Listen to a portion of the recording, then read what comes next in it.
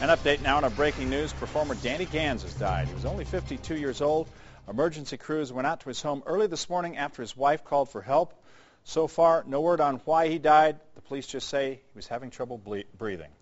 You know, this is a shock for fans, along with many performers who knew and respected him. Frank Marino joins us now with some memories, and I guess we looked at each other as we all have all day and just went, wow. Yeah, it was crazy. I got woken up at 5 this morning. I was actually at the Encore last night having dinner, and you seen the crowds there and everything, and then I came home at 5 o'clock, the phone rings, and I literally was in shock.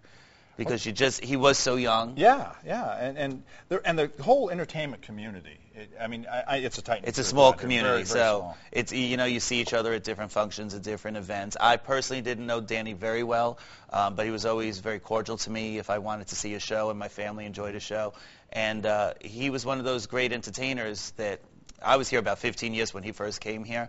And I saw him open at the Stratosphere, and from there he went to the Rio, and then from there he went to the Mar. So he kept building this career, and it just became this enormous monstrosity of talent that took over Las Vegas. I talked to Clint Holmes on the phone. He's on his way to Connecticut to do a show, and he said that if it weren't for Danny Gans, who kind of plowed the way for not necessarily unknown entertainers, but not, he wasn't well known, and Danny Gans kind of not forced his way in, but he really worked it hard, didn't he? Yeah, he worked it very hard, and it's really strange because in Las Vegas you could be a big star and go outside of Las Vegas and people not know who you are. So he really just became this mega Vegas icon, a Siegfried and Roy type of thing. Yeah, and it's just a shock that he's gone, and he was in good shape.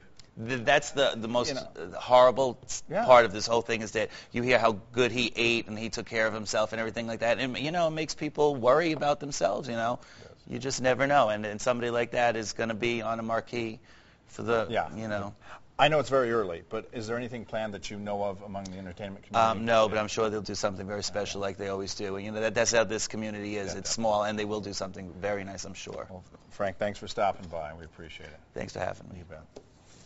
Well, the tributes are pouring in as Las Vegas remembers Danny Gans and his peers. Entertainer George Wallace says Danny was one of the people who brought him to Las Vegas to begin with. We talked to George just a short time ago.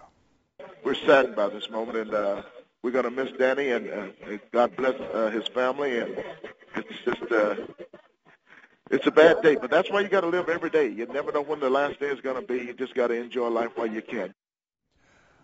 Both of Nevada's U.S. senators are also sending their condolences. Senator John Ensign writes, quote, Danny Gans was a talented entertainer and a valuable member of our community whose contributions to help those in need will be greatly missed.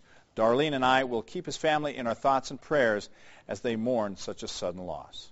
And from Senator Harry Reid, Danny Gans brought joy to the lives of the millions of Nevadans and tourists who came to see Las Vegas and his show.